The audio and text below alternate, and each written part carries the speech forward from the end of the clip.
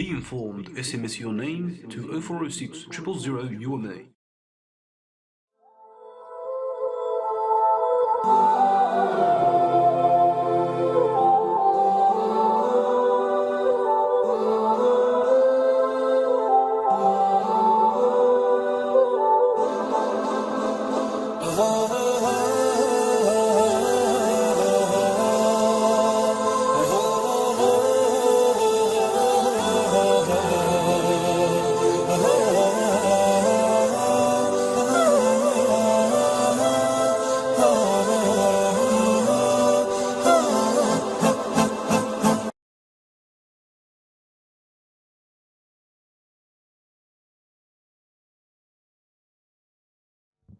الحمد لله رب العالمين، الصلاة والسلام على سيدنا محمد المبعوث رحمة للعالمين، وعلى آله وصحبه الطيبين الطاهرين، وعلى كل ما استنى بسنته واهتدى بهديه ليوم الدين. ثم أما بعد، اللهم لا علم لنا إلا ما علمتنا إنك أنت العليم الحكيم. اللهم علمنا ما ينفعنا وانفعنا بما علمتنا، واجعلنا في طلب العلم لك من المخلصين، وتقبله منا واجعله في ميزان حسناتنا إنك أنت البر الجواد الكريم. The series that we're going to start inshallah ta'ala from tonight, it is titled The Mothers of the Believers. And a lot of people know that the mothers of the believers is a term that is used to describe the wives of the Rasul sallallahu alayhi wa sallam. But the question is, why do we describe the wives of the Rasul sallallahu alayhi wa sallam as the mothers of the believers? Allah subhanahu wa ta'ala says in Surah Al-Ahzab, النبي أولى بالمؤمنين من أنفسهم وأزواجه أمهاتهم.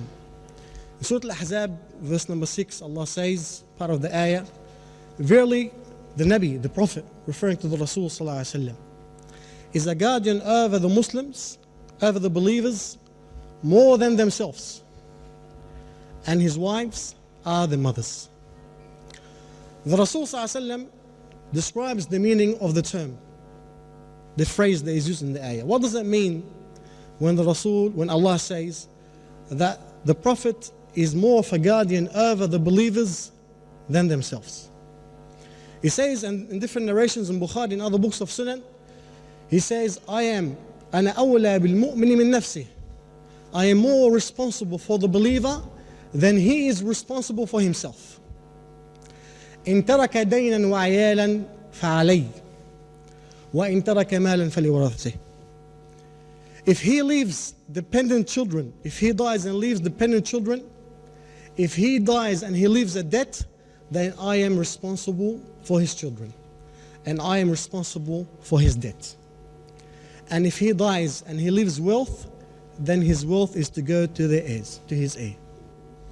So therefore, the wilayah of the Rasul sallallahu alaihi wasallam, the guardianship of the Rasul sallallahu alaihi wasallam over the believers, is a guardianship of responsibility and mercy and kinship at the same time, giving them the comfort that the Rasul ﷺ will always look after them. Their debt is his debt, and their children is their children. And that's why Abdullah ibn Abbas radiallahu anhu, he describes the Rasul ﷺ as the father of the believers. And once the Rasul ﷺ in the hadith found Muslim Sunnah Abu Dawood, when he was teaching the companions some of the etiquettes of how to go to the bathroom, he begins his speech by saying, and I am like a father for you. So don't be shy or feel discomfort if I discuss with you some personal stuff. إِنَّمَا أَنَا بِمَثَابَةِ الْوَالِدِ مِنْكُمْ. That is the role that Rasul has. And therefore, for every person that is an orphan, he should know that the Rasul ﷺ is his father in prophecy, if he's one of his followers. For every person that might have a father that does not fulfill what he likes, or does not grow to the expectation that he has, then let him know that the Rasul ﷺ is the father for him, as he is a father for every single believer, as he is a guardian for every single believer, a guardian that we are proud of. وَأَزْوَاجُهُ أُمَّهَاتُهُمْ, as the ayah continues. And his wives are the mothers.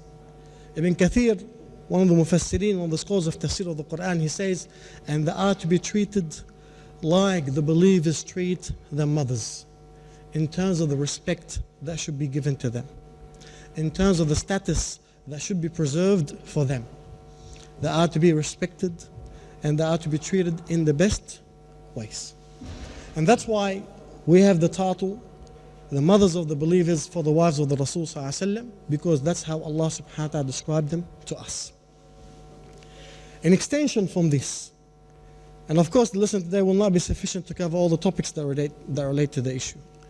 An extension from this means that the honor of the Rasul Sallallahu Alaihi Wasallam and the honor of the wives of the Rasul Sallallahu Alaihi Wasallam is part of the honor of every single believer. What harms them, harms us. And what benefits them, benefits us. And the love that a believer should have to the wives of the Rasul Sallallahu Alaihi Wasallam is equal. Why? Because of more than one factor. One of the most important factors is that their love stems from your love to the Rasul Sallallahu Alaihi Wasallam. And your respect to them stems from the respect of the Rasul and the love of the Rasul Sallallahu Alaihi Wasallam to his wives. And as a result, and as the scholars of Islam say, if you truly love someone, then you love those whom he loves. And that is our status, and that is our state, or that is our treatment. That's how our treatment should be with the wives of the Rasul Sallallahu Alaihi Wasallam. Each one of them, and all of them are one.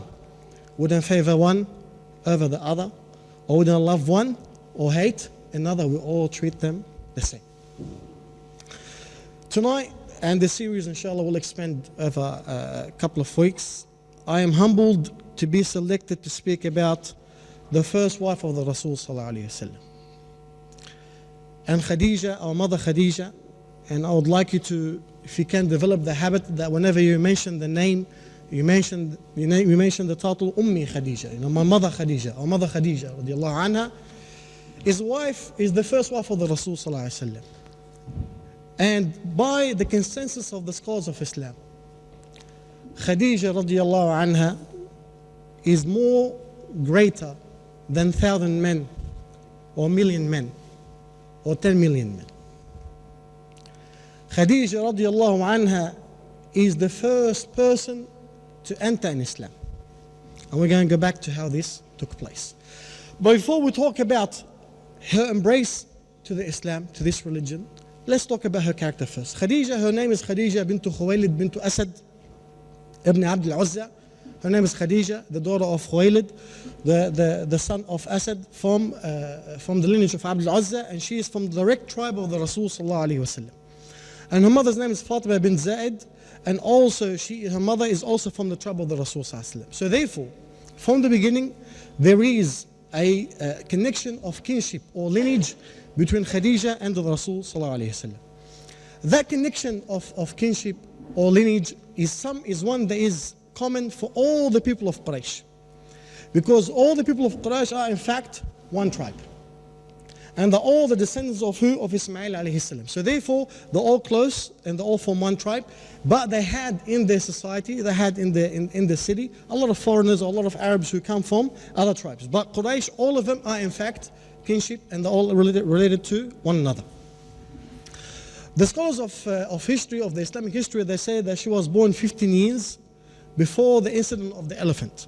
And for those who know about the life of the Rasul and the birth of the Rasul, they know what is the significance or what event we are referring to when we talk about the year of the elephant.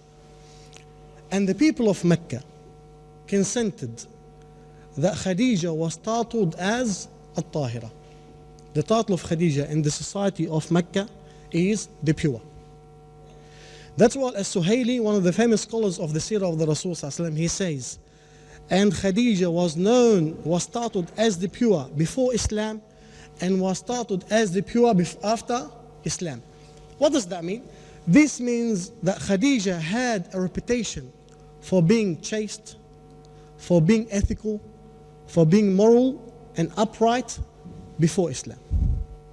To the extent that all the inhabitants, all the people of Quraysh agreed that she is the best of women that live in their society. And that's why when they began to refer to her, they gave her that title, which is At-Tahira, which means the purified one. And this is a significant trait and a significant title for Khadija radiallahu anha. Why? Because the Arabian society back then was a tribal society, and it was a wild society. It was a society that was built on strength and power.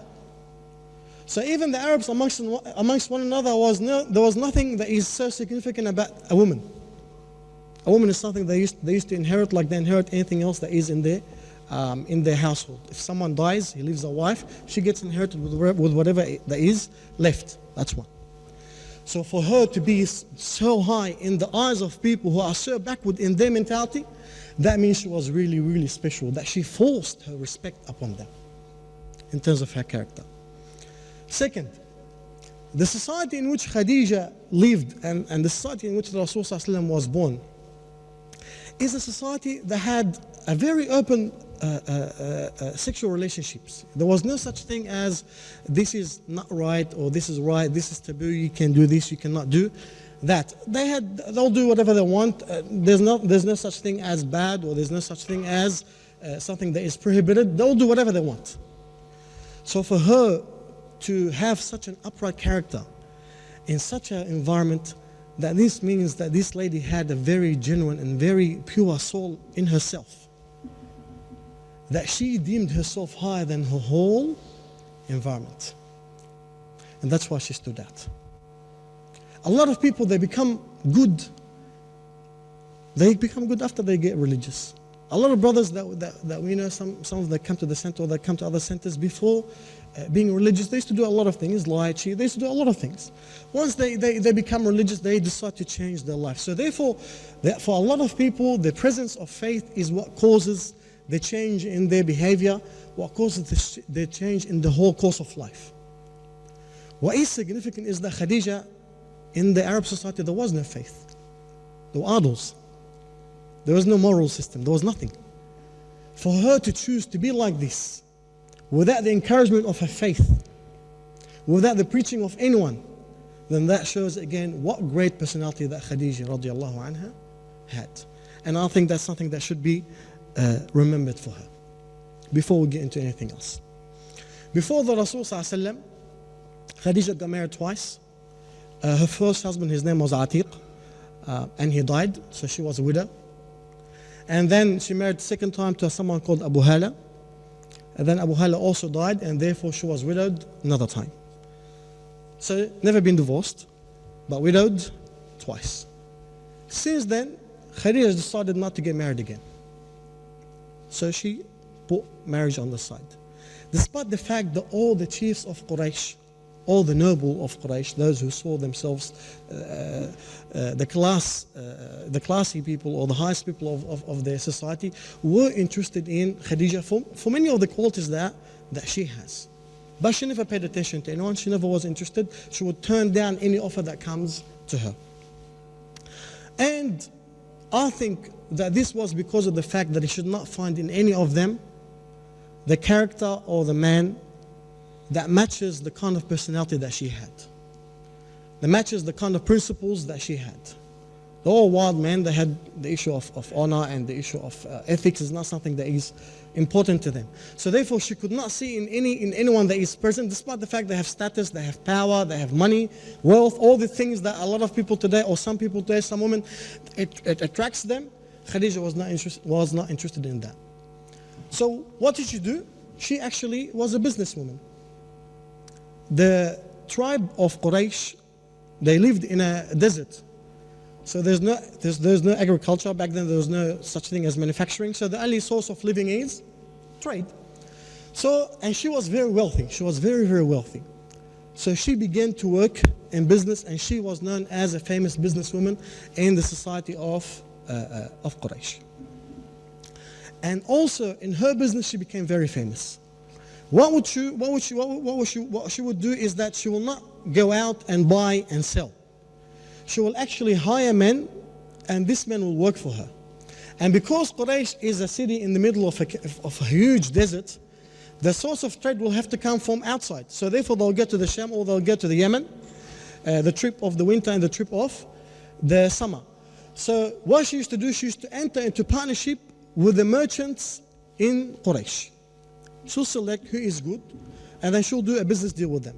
And therefore she will say, okay, the money will come from me. I'll fund whatever commodities you want to buy, and I'll give you a set percentage. And they call this mudaraba in Arabic, where the effort comes from one party in the transaction, and the funding comes from another party.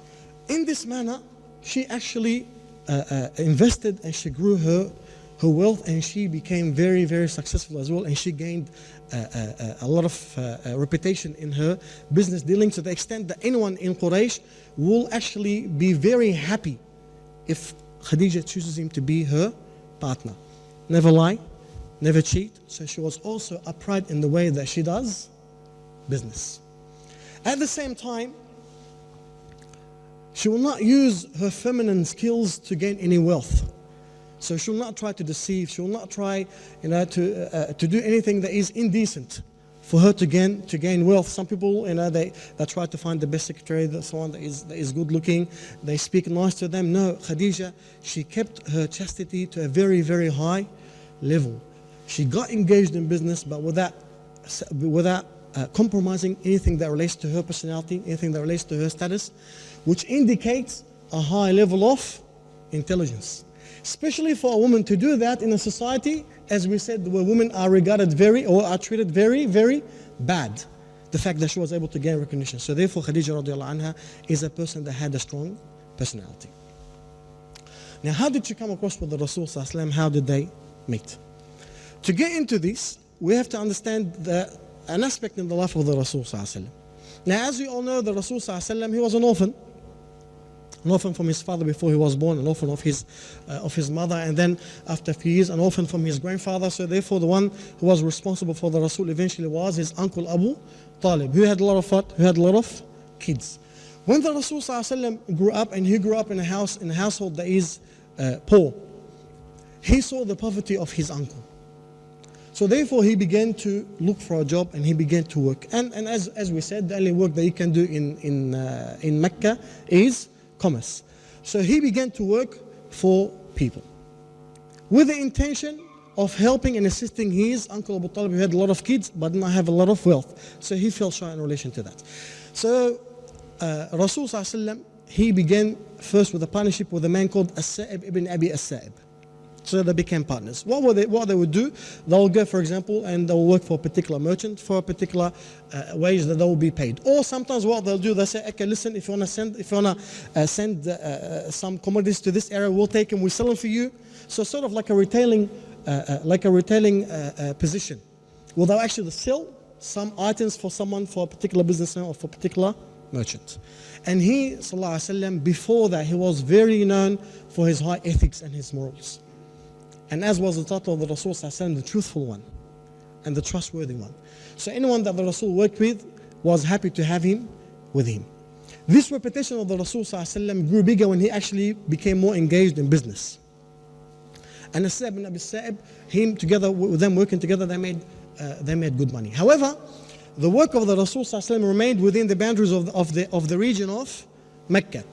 And the big money was actually in you going out to the Sham area, which is a far journey, and also the amount of commodities that you buy is huge, because it is something that they do seasonally.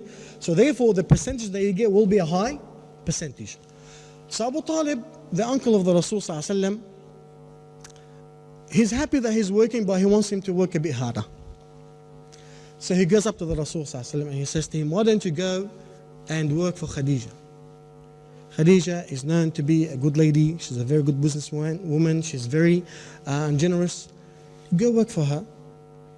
The Rasul sallallahu alaihi wasallam was shy. And he said, probably she will send for me.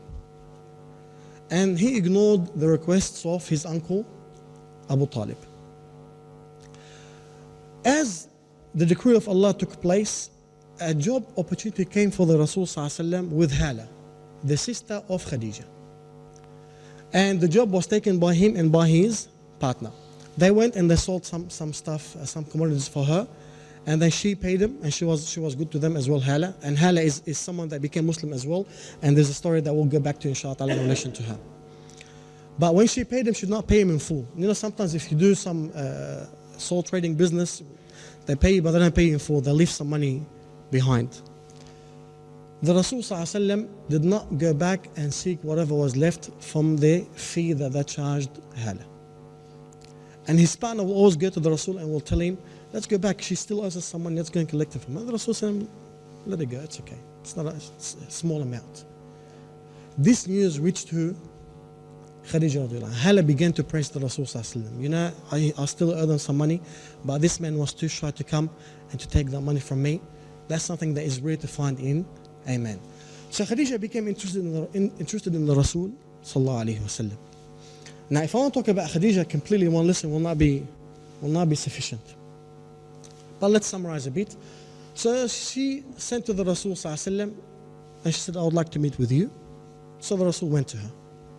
And then she spoke to him and said to him, I have heard, has reached me, the reputation that you have for being truthful in your speech and for being great in your honesty with people and for the noble manners that you have.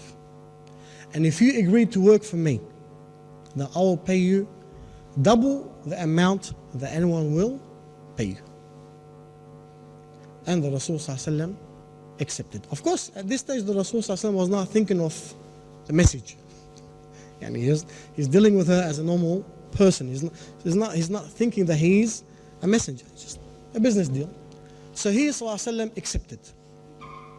And they set, and the business trip was to go to the Sham, which is, you know, the Sham area, the area that is assaulted today. May Allah subhanahu wa ta'ala give him victory over the enemies.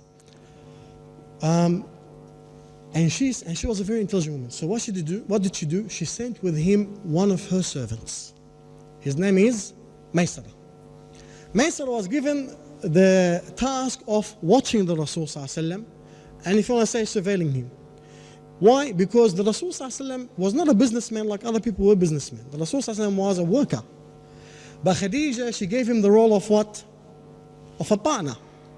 So she wants to find out more about the personality of the Rasul sallallahu alaihi wasallam. She's at peace with the fame, with the reputation that has developed, but she wants to know more about him. There's another factor that is important here, is that there were news in the Arabian Peninsula because of the exposure of the Arabs with the Jews in relation to the emergence of, and Khadija have heard about this from before. Some ulama, they say that this also played a factor why she wanted Maysara to watch him. But from what we can see, she wanted to find out more about the character of the Rasul sallallahu alaihi wasallam. So off they went to the Sham, and Maysara was watching the Rasul sallallahu alaihi wasallam at every step. And Maysara did not see anything that is bad from the Rasul. He saw an upright character. The Rasul sallallahu alaihi wasallam was someone that is easy in his transactions. The Rasul sallallahu alaihi wasallam even recommended not to argue in your transactions a lot.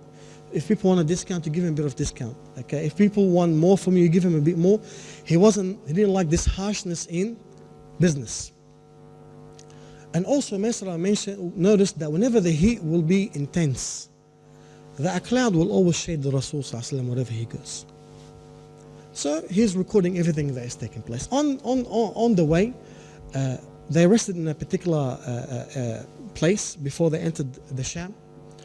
And the Rasul sat under a particular tree. And there was a solitary place where a monk, his name is Nastur, he was living there. So he went out and he saw the Rasul sallallahu alaihi wasallam. He looked at him and then he called Maysara. I said, who is that man? He said, that man, his name is Muhammad. He said to him, that man is a prophet. So I said, okay. He didn't answer anything back. And then I said to him, does he always have a redness in his eye that never goes away at any time?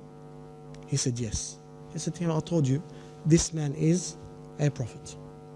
This conversation took place between Maysara and the monk, and then they took off. They went to the Sham, they reached there. The Rasul bought whatever commodities he can buy for a good price, and then he returned back to Mecca. And as part of the deal, he was responsible for selling and distributing. So they sold it and they made double the profit that they usually make. Maysara went back to Khadija and he informed her of everything that has taken place with them throughout the trip, including the words of the monk Nastur that he heard from him. And the respect of Khadija radiallahu anha to the Rasul sallallahu alaihi wasallam grew more than just the reputation that he heard about him, because this became a personal interaction with the Rasul sallallahu alaihi wasallam. And then the situation developed from there to a situation of love between them. Khadija fell in love with the Rasul sallallahu alaihi wasallam.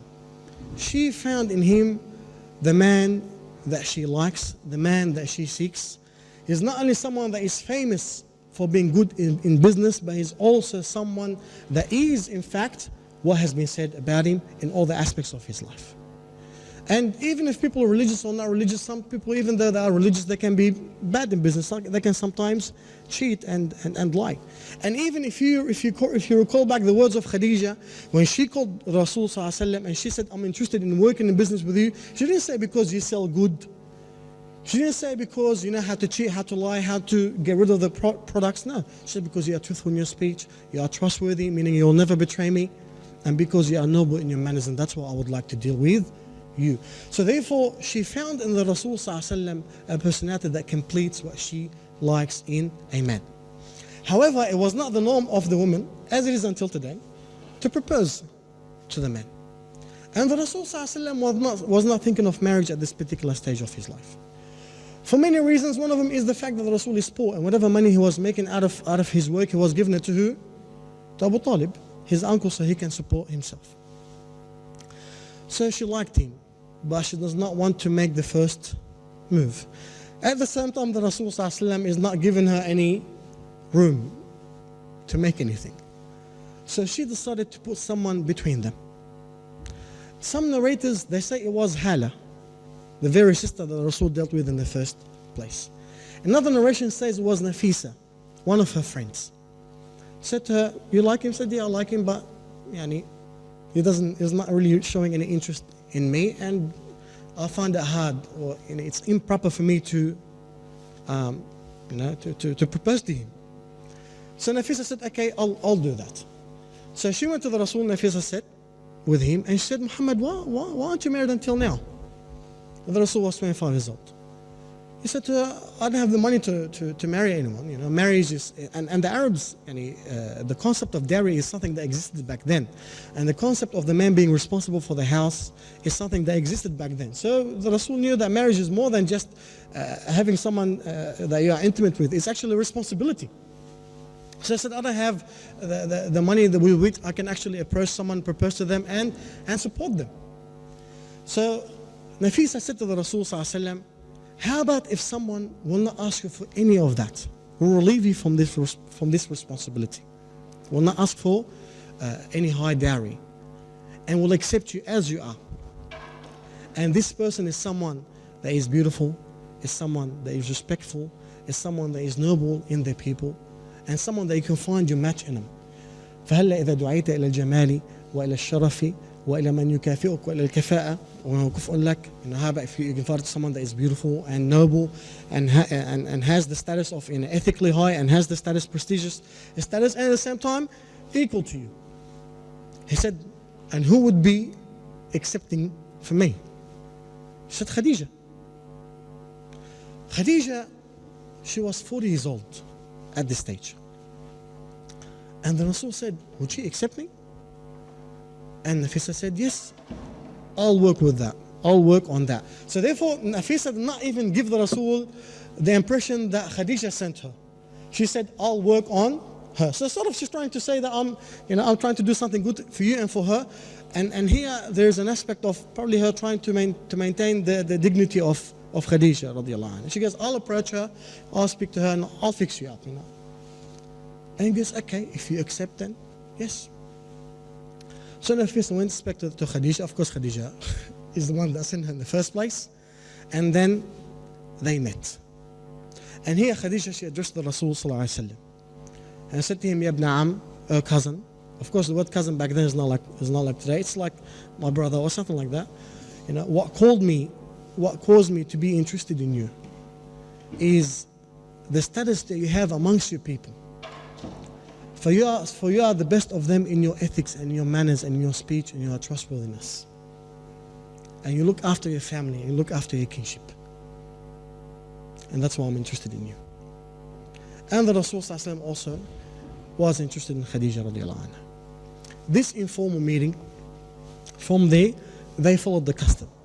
Which was what? Which was for the man to come and propose for the lady. So the Rasul went back to his family. He went to Abu Talib and said, I want to get married. So Abu Talib looked at him. He said to him, he said, Khadija. And looked at him. Khadija, the wealthiest woman in Mecca. He said, yes, she'll accept. So the Rasul went back with his family, with his uncle Abu Talib and with his uncle Hamza, and they went and approached her family. Some scholars of history, they say that the one who married her off was her father, Khuwaylid, and some they say was her brother Amr ibn Khuwaylid. In relation to a difference, in relation whether Khuwaylid was alive or was not alive at this particular stage. And they came and they gave the habit of the Arabs was to give a speech. I'm not going to go through the speech, so we can save some time. And he said, we are interested in your daughter and would like to marry her. You are from the good people. And part of the speech was, and as you know, wealth is something that is not fundamental in the character of a man. What is fundamental is the status, the nobility of the lineage, and the manners that the person has. And that was, and the speech of Abu Talib was very eloquent and very well versed, and was accepted by the family of Khadija, and they got married. Now, here's the question. Some Orientalists, they say, and that's a misconception that we would like to address, that the Rasul ﷺ married Khadija for the sake of wealth. He was greedy, he was interested in her wealth, and he wanted her to fund him for what he does. And this proposal cannot be accepted for many reasons. First of all, historically, the Rasul ﷺ did not begin to work except for the sake of helping his uncle.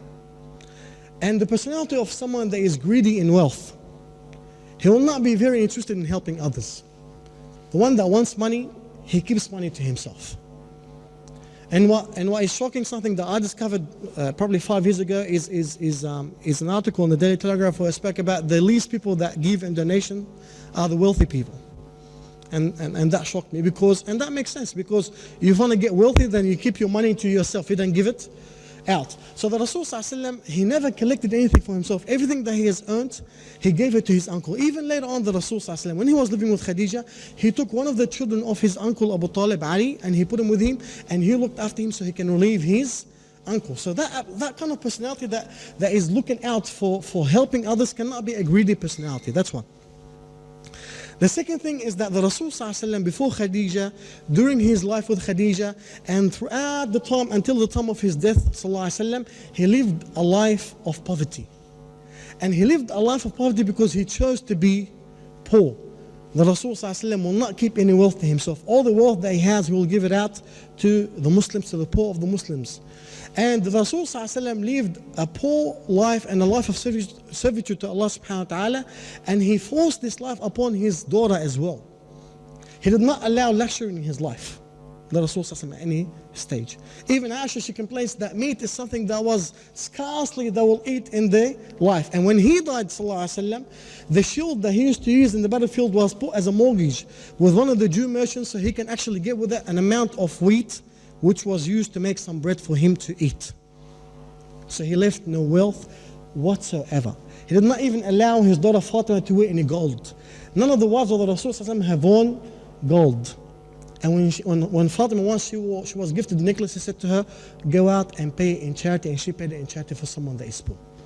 That kind of personality, that kind of persistence in the life of a person shows you that this claim is completely false. Why? Because it is not consistent with the personality that this man have led. Besides the fact that the Rasul ﷺ is not the one that went to Khadija and asked to work for her, and besides the fact that the Rasul ﷺ is not the one that saw Khadija in marriage. So therefore, that claim is a claim that cannot be accepted because factually it is completely wrong. They got married, and now you have a household of Khadija and Rasulullah sallallahu alaihi wasallam. She was 40 years old and he was 25 years old. Even by today's standards, that's a major age gap. But the Arabs did not have an issue with age gap. The issue of age gap, not only the Rasul ﷺ, but the whole Arabian Peninsula, they did not have an issue with age gap. They will not, when they marry someone, they don't think old or young. They're interested in someone, they get married. So the issue of the age does not play a role. Another element that comes into effect here is that, and a lot of teenagers are around, is that when you are in your youth days, these are your best days. So therefore you want to go out as much as you want, you want to enjoy yourself as much as you want.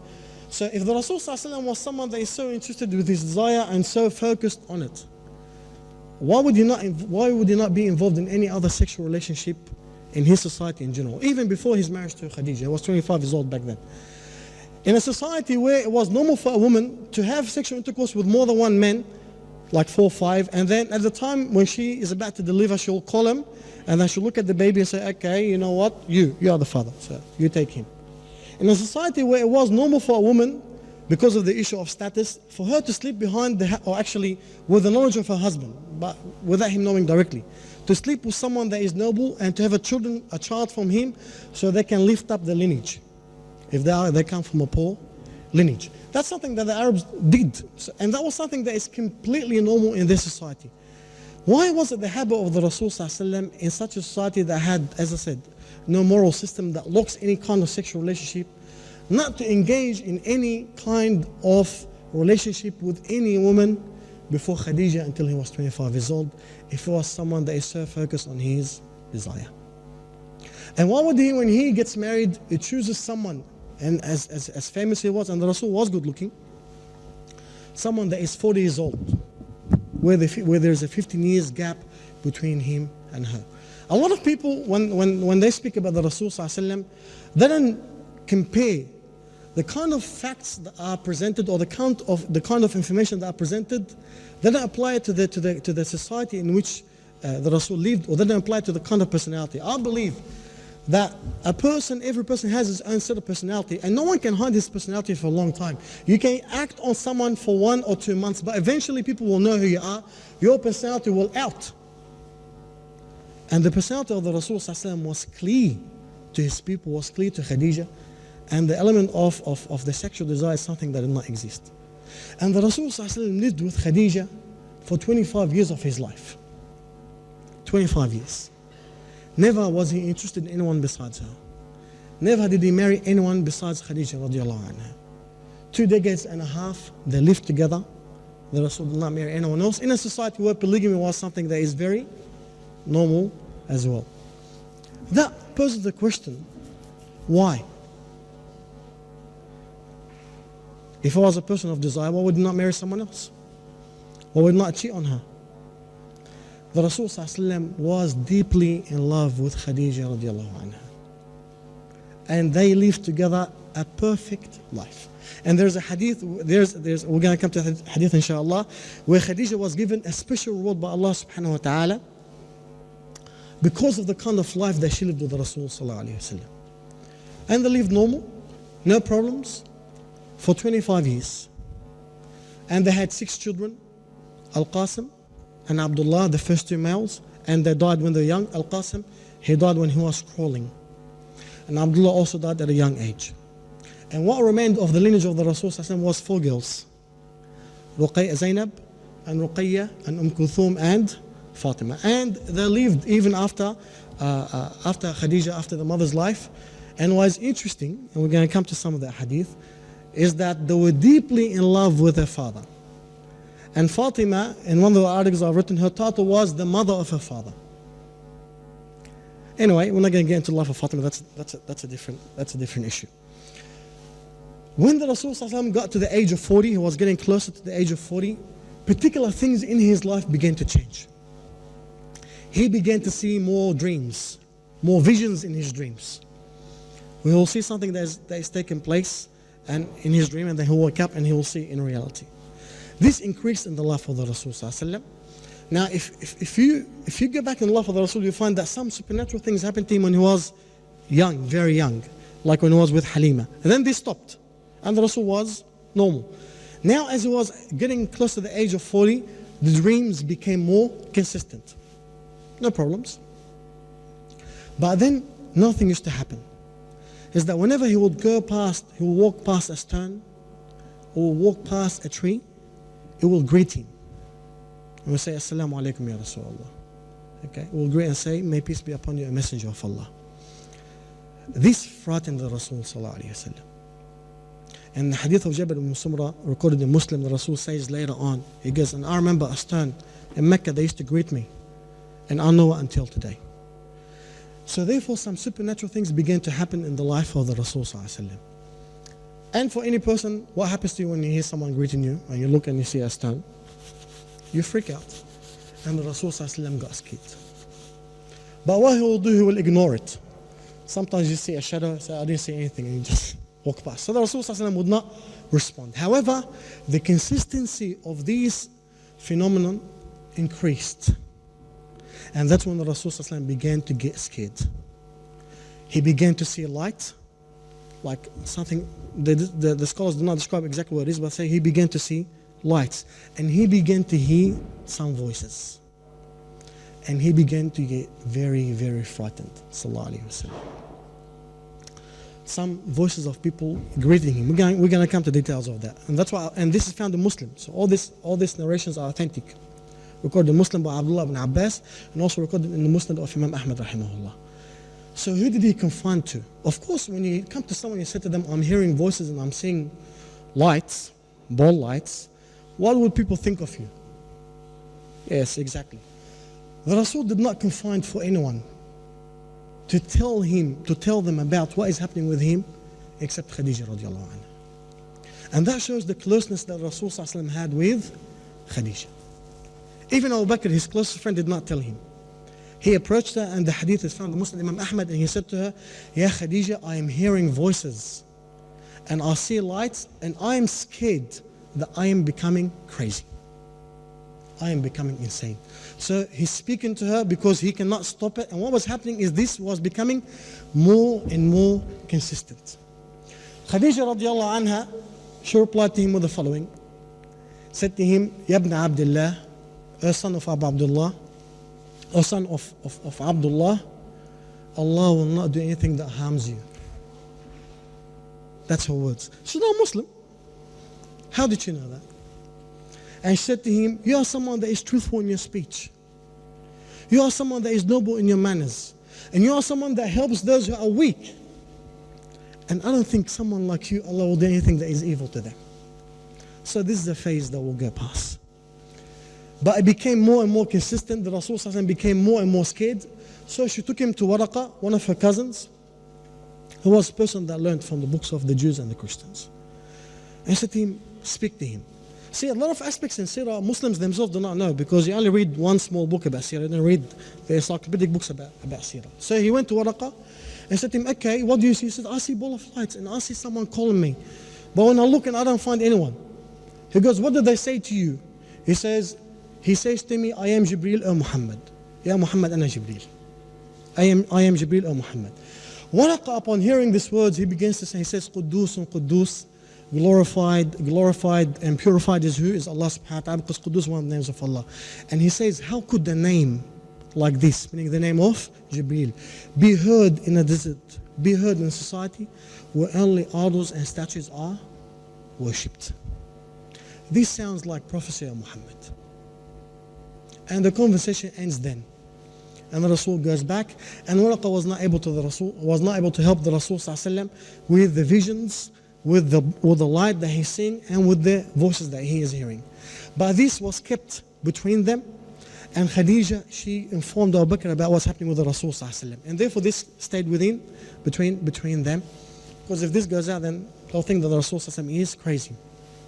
From this, the Rasul began to develop liking being alone. So actually he would like to be secluded from everyone else. And he began to do something that the Arabs used to do. His grandfather used to do, and people of Quraysh, is that they'll go sit in a cave and they'll contemplate over the creation of Allah. Because they believed in Allah as the God, but they just believed He's a God with other gods, with many gods around Him that help Him out. So therefore, and they believed that God is the one that created the heavens and the earth. So he began to go out in that. Khadija, she was in her 50s at this stage, because the Rasul was approaching his age of 40 years old. She'll prepare his food for him and she'll let him out and he'll go to see. And whenever his food will run out, she'll go back and she'll prepare the food for him and never complain about his seclusion. And sometimes the seclusion of the Rasul ﷺ will reach a period of a month. And he will choose the month of Ramadan, will actually sit out in the cave of Hira and contemplate over the creation of Allah subhanahu wa ta'ala. Today, if someone goes to a camp, his wife complains. 2 days, 3 days, where have you been? Going to too many lessons. He'll leave her for a month, she will not complain. That's how pleasant, may Allah have mercy upon her, she was with the Rasul ﷺ. In fact, she'll bring him the food. 50 years old, for those who have been to Hajj, You know how rough is the mountains of Mecca. She will climb up the mountains and deliver the food to the Rasul in his cave. That's why the status of Khadija with the Rasul is a status that is not matched. From there, the light became clearer, became bigger until the stage where the Rasul saw Jibreel and he stood before him. I know the story of the revelation. I'm not going to go through it for the sake of time. It's something that is famous. The interaction that happened between the Rasul and Jibreel. How did the Rasul return home? Scared and frightened and shivering. Who's the one that supported him? Khadija radiallahu anha. She covered him. And the Rasul before that, the narrations in Sirah says that also wanted to kill himself. He said, I'm going crazy. He said, either I'm going crazy or I'm becoming a magician. He goes, because this is not something that is normal that is happening to me. But the one that kept him steadfast was Khadija radiallahu anha. And that's when she said to him, she goes, I swear by Allah Muhammad, that Allah will not do anything that will humiliate you. Wallahi, lan yukhzik Allahu abada. I swear by Allah, Allah will never humiliate you. You are someone that look after your kinship. You are the one that helps those who are needy. You are the one that cares for those who are poor. Do you think Allah subhanahu wa ta'ala will actually harm you in any way? Be steadfast. What happened is that Rasul, after he came back home, before we go to the famous story about him going to Waraqah, he continued to see Jibreel wherever he goes. SubhanAllah. So she's covering him with blankets and she's standing next to him and said to her, I can still see him. She says to him, okay. She goes, come and see on my right thigh. And he goes, can you still see him? She said, yes. He said, come and see on my left side. He saw her left side. She said, can you still see him? He said, yes. He said, come see on my lap. Can you still see him? And he said, yes. He said to him, okay. And then she began to unbutton her dress. And said to him, tell me if you still see him. When she began to unbutton her dress, he said to her, I can't see him anymore. Then she said to him, then rest, my cousin. For verily, this is an angel and not a devil. Because if he were a devil, then he would be shameless and he will stay even if I unbutton my dress and I get naked. That shows the intelligence of that lady. That shows the wisdom of the lady. Who taught her all this? It's her natural fitrah, her instinct of belief. The fact that she kept herself upright in her character and ethics without the presence even of religion in her life is what caused Allah subhanahu wa ta'ala to give her so much wisdom to support who? The Rasul sallallahu alaihi wasallam. This is an angel, not a devil. Because devils, they're like those who take off their dress. If he disappeared, that means he's shy. Be at rest. And then she took him again to Waraqah and said to him, sit down, and said, Waraqah, Muhammad is going through bigger ordeals. And then he spoke to him about what happened between him and Jibreel and the words that he spoke to him. And Waraqah said to him, that means you are the prophet of this time. I wish I was younger, O Muhammad, so I can support you when your people will exile you and they fight you. The Rasul ﷺ very innocently looked at him, said to him, why are they going to exile me? They like me. I'm upright, I'm truthful, I'm honest. Why are they going to exile me and abandon me? And Waraqah said to him, you know what? He said to him, no one has come with the message that you have come with except that his people have fought him. Of course, I'm not here to talk about the life of the Rasul ﷺ. Khadija as a wife. Did she say, okay, listen, that's enough. I had enough with you. I've been supporting you with all these visions that you are saying. Now you are going to be exiled. Now they're going to take you as an enemy. I'm going to be out of this. Well, let's just divorce. She didn't. She stood by Rasulullah sallallahu alaihi wasallam. And in fact, Khadija is the first person, the first human to become a Muslim. The scholars, the mashayikh, usually when they speak, they break those who became Muslim in categories. They say the first of women is Khadija, and the first of men is Abu Bakr, and the first of young kids or adolescents is Ali, and the first of slaves is Zayd. That breakdown sort of to mild this. I say this is the first of everyone. But the scholars of Hadith and the scholars of Sirah consent that the first person to embrace Islam was Khadija radiallahu anha. And the first person to hear the Quran and to memorize it was Khadija radiallahu anha. Ibn Abdul Barr, Al-Zuhri, Al-Suhaili, Ibn Hajar, all the scholars of Hadith. No one has ever disputed that fact. And that is something that is very interesting and it's a source of pride for the Muslims. For a religion that that is accused of being a religion that oppresses women, for its first member to be a woman. And not a woman that is young and foolish, does not know what she's doing. No, a woman in her 50s, a woman that is intelligent, a woman that is wise, a woman that is ethical and upright. For her to accept that message, that is a source of pride for every single Muslim. And she supported him, sallallahu alayhi wa sallam. And from there, the life of the Rasul completely changed. Ibn Ishaq, he says, he declared the message, the people of Quraysh were not interested, they began to fight him, sallallahu alayhi wa sallam. But whenever he will be mistreated, persecuted, sworn at, or abused, or hit outside his house, he will come back to his life, and he'll come back to his house, and he will find the comfort with who? With Khadija radiallahu anha. And she is the one that used to ease his pain. And she's the one that used to support him, sallallahu alayhi wa sallam. No differences amongst the scholars of Islam in relation to that fact. And that's why Ibn Hajar says, and the minister of Muhammad is Khadija. And she was the truthful minister that he had. Abu Lahab, the uncle of the Rasul sallallahu alaihi wasallam, something that a lot of Muslims do not know, again because we don't read much in books of Sirah, he used to live opposite to the Rasul sallallahu alaihi wasallam. And the daughter of the Rasul, Ruqayya, was married to his son. They divorced her. Okay, we don't have anything to do with you. Khadija supported him. Divorce, something that Arabs did not like even back then. They'll put filth on his house. She'll help him, she'll clean it up. So she supported him in his mission all the way. When the Rasul first learned how to pray, when Jibreel went down to him and he hit the ground and a stream of water came out, and he taught him how to make wudu, and he taught him how to make the salah. The Rasul went back, he called Khadija, and she came and he showed where the water came from, and he taught her. And they prayed together.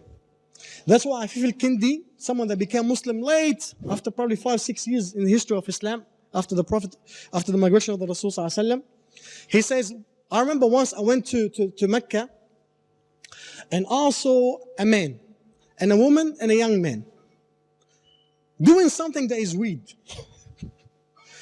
They washed themselves in a weird way, and then they began to move up and down.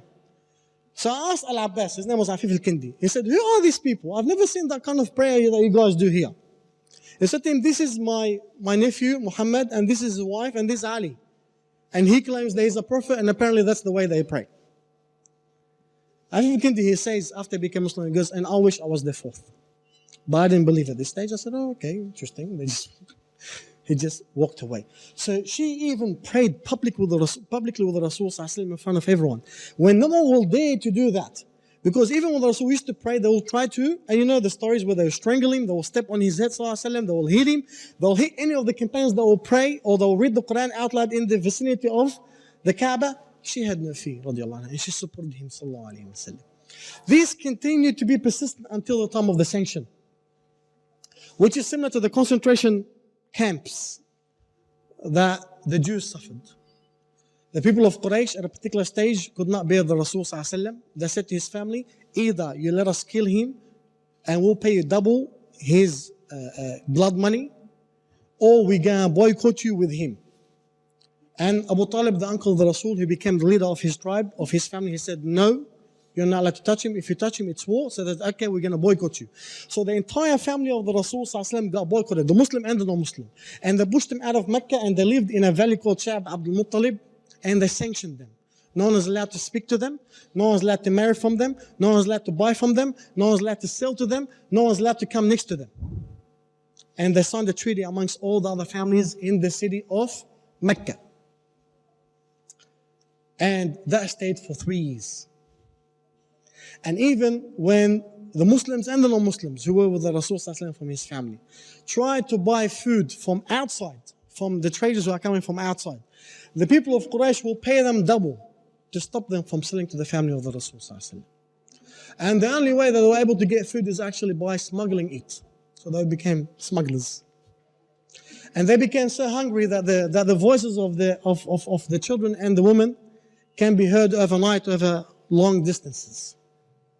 Khadija, who was the wealthiest of women, throughout the 3 years became the poorest person, because she spent all her wealth in supporting these Muslims and non-Muslims who were starving. She spent all her wealth smuggling and buying from them. And despite the fact that she was not from the family of the Rasul sallallahu alaihi wasallam, she insisted on staying with him in the camps that they pushed him to. And she will get Hakim ibn Hizam, who's her nephew, to smuggle wheat so they can feed these people. And there's one instance that Hakim ibn Hizam was caught by Abu Jahl and he bashed him. And he said to him, why are you stopping me? This is Khadija. That's her wealth. You banned the family of Muhammad. She's got nothing to do with it. But even though they did not allow him to do that. And they starved so much that one of the companions, he said, once I was walking and they began to eat the skin of animals. Would you eat the skin of an animal? He goes, once I walked and I found the skin of animal. He goes, I took it, I cleaned it. I barbecued it and I ate it and I lived on it for 3 days. That's one of the companions of the Rasul Sallallahu Alaihi Wasallam. She said the starvation of the Rasul Sallallahu Alaihi Wasallam with him and she never left him. By the way, this incident, this concentration camp that stayed for 3 years over the Rasul Sallallahu Alaihi Wasallam and those who became Muslim in his family, caused a lot of problems for the health of Khadija. And she died soon after that. Shortly after that, she died. Even Fatima radiallahu anha, a lot of companions, their body became very weakened because there was no food. And they'll live for days without food. But the point is, I'm talking about Khadija here. She lived with the Rasul Sallallahu Alaihi Wasallam, she stayed with them, and she spent all her wealth supporting them. And that's why she has the status that she has. She died shortly after that. The scroll says that she died after Abu Talib, shortly after Abu Talib. Al-Waqidi says she died around the 20th of Ramadan. And the Rasul Sallallahu Alaihi Wasallam grieved a lot for her death. And she died after the sanction was lifted. The Arabs themselves, the allies of Quraysh, could not see what is happening to the children and to the women. So they themselves breached it. They went down, they broke and said, listen, this is inhumane, this is not acceptable. Why are we torturing them for so much? If he wants to be a prophet, let him be a prophet. Shortly after that, they returned to their houses. She died. And the Rasul Sallallahu Alaihi Wasallam grieved a lot and he buried her in his own hands. And they say that after her death, the Rasul Sallallahu Alaihi Wasallam will not walk out from the house. Will not walk out from the house. And Abdullah ibn Umar, he goes to the extent that we feed for his life. He will not speak to anyone, he will sit and he will not come next to anyone until Khalid ibn Hakim and the companions began to go to him and speak to him and say to him, you're grieving for her? He goes, yes, I am grieving for her. She's the mother of my children and she's the lady of my house. How could I not grieve for her? And it was only after Khawla, she said, okay, let's find another wife for you. And they began to speak to him. They took the Rasul Sallallahu Alaihi Wasallam out of the sad mood that he was lived in. The Rasul Sallallahu Alaihi Wasallam, that happened before Hijrah. So she died 3 years before migration. The Rasul Sallallahu Alaihi Wasallam returned to Mecca after 10 years. Yes? Throughout the 13 years of the life of the Rasul Sallallahu Alaihi Wasallam, he never forgot Khadija. And Aisha radiallahu anha, she was the favorite wife of the Rasul Sallallahu Alaihi Wasallam. She said, I was never jealous more than anyone than Khadija, despite the fact that I never met her. And she died 3 years before the Rasul Sallallahu Alaihi Wasallam ever married me. And she said, but that's because of how much he kept on mentioning her. The Rasul Sallallahu Alaihi Wasallam will always talk about Khadija radiallahu anha. And Aisha relates, and the hadith in Bukhari, because that once Hala became Muslim. Once she sought the permission to enter the house, and the voice of Hala was similar to the voice of Khadija. So when the Rasul Sallallahu Alaihi Wasallam heard her voice, his face changed. And he became very soft. And Aisha became very angry. He said, oh my, is this Khadija? And he said, no, this is Hala. Of how much he missed us, Sallallahu Alaihi Wasallam. And once I said to him, why do you mention her so much? I'm better than her. Because she was the second oldest. Sauda, she was 60 years old. The Rasul married her when she was 60 years old. So Khadija was the second oldest. She said, why do you mention her so much? She's an old lady and she has died. I'm better than her. The Rasul became so angry with Aisha that she held back from her words. And he said to her, Wallahi, I'm not better than her. She believed in him. She believed in me when everyone belied me. And she supported me when everyone let me alone. Allah has put her love in my heart. And Khadija said, and Aisha said, and Hadith Muslim, Imam Ahmad said, Ya Rasulullah, after this time, I'll never say anything bad about Khadija. And the Rasul Sallallahu Alaihi Wasallam, whenever he will actually slaughter a sheep, he will make sure that a share of the sheep goes to the friends of Khadija. And once one of her friends visited him, she was an old lady, her name is Yuthama. Once also he goes, oh, how are you doing? She answered, she sat with him and the Rasul spoke very nice to her. She was a very old lady. So she walked out, Hadith Ibn Majah. And Aisha said, why are you saying this? Aisha was extremely jealous. She was extremely jealous. said, then why are you talking to her so nicely? She's an old lady, where do you know her from? He said, she's from the old friends of Khadija. And it is, listen, and it is part of faith. One of the parts of faith is to be faithful to those who you know from before. That's why the ulama, they say that the love of Khadija and the love of Khadija and the love of the Rasul was higher than everyone else. And what is amusing is that the Rasul says in the Hadith al-Bukhari, I have been gifted her love. A lot of some Muslims today, they just don't want to express their love to the woman. I don't know why. Your Prophet did. and he expressed it in front of Aisha, was very jealous. That's how close he was with Khadija radiallahu anha. And that's why there's a hadith where the Rasul says, the best of women. There's a lot of hadith, but I'm sorry, I went over the time. Inshallah, I'll end with this. There's a lot of, I said one lesson is not enough to speak about Khadija radiallahu anha. The Rasul was sitting with the companions and he drew 4 lines. And the hadith found in Muslim Imam Ahmad, narrated by Abdullah ibn Abbas. And he looked at the companions and he said, do you know what these 4 lines are referring to? They said, no. They said, the best of women is Maryam. And the best of women is Khadija. And the best of women is Fatima. And the best of women is Asiya. The best of women, who's Maryam? Who's Maryam who? The mother of Isa alayhi salam. Yes. And the best of women is Khadija, who is his wife sallallahu alayhi wasallam. And the best of women is Fatima, who is one of his daughters, the one that suffered with him until he died sallallahu alayhi wasallam. And the best of women is Asiya. Who's Asiya? The wife of Pharaoh, the one she believed in him. The ulama, they said what the Rasul meant is that the best of the women of her time, Maryam was the best of women in her time, and Asiya was the best of women in her time, and Khadija was the best of women in her time, and Fatima was the best of women in her time. And that's why in Islam, another hadith of the Rasul, hadith found in Bukhari, and also another version found in Muslim, Ibn Majah and other books, where it says a lot of men have reached perfection, but the most perfect of women are 4, and he mentions the same woman: Maryam, the mother of Isa alayhi salam, Khadija Bint Khuwaylid, the wife of the Rasul, Fatima, and Asiya, the same woman. And the ulama, they said, meaning they are the best of women and they are the first ladies in paradise. They are the first ladies in paradise. I'll mention one more hadith, because that's a famous hadith. One day, the Rasul was sitting. Jibreel came to him and said to him, Khadija is going to, hadith al-Bukhari. He said to him, Khadija is going to come to you. She's going to bring you some food with her.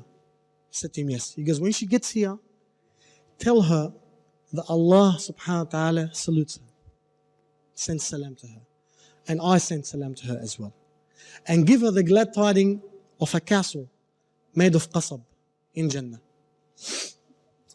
So she came. Actually, let's explain the hadith. Of course, Allah greeting, our Lord subhanahu greeting someone, this has rarely happened. And that's why the ulama, they say this is one of the virtues that no other woman have been given besides Khadija radiallahu anha. Where Allah subhanahu wa ta'ala sent Jibreel from above the 7 heavens, just for one thing, to tell the Rasul that Allah sends His salam upon Khadija radiallahu anha. And then Jibreel said to her, and I give my salam to her as well. Jibreel has given salam to other women, wives of the Rasul sallallahu alaihi wasallam, but no other wife of the women of the wives of the Rasul was greeted by Allah subhanahu wa ta'ala directly, like a direct letter, if you wanna call it, a direct letter of praise, if you wanna compare it to today's standards of dealings, of communication. Give her the glad tidings of a castle made of qasab. The word qasab is a word in Arabic that has more than one meaning. One of its meaning is straws, like bamboo sticks. And one of its meaning is pearls. Fatima, she asked the Rasul sallallahu alaihi wasallam, said to him, my dad, she said, Dad. He said, what? He said, is the castle of my mother made of straws, like bamboo sticks? He looked at her and he smiled at her and he said, no, the castle of your mother is made of pearls. And I want to say that Allah gave her glad tidings of a palace that Allah has made for her out of a pearl, embroidered with jewelry. لا صخب فيه ولا نصب, in which she will not hear anything that bothers her, in which she will never be tired or exhausted by anything. The scholars, they explain, say, why did Allah give that to Khadija? They say, first, because Khadija, for the 25 years that she lived with the Rasul sallallahu alaihi wasallam, never did she upset him.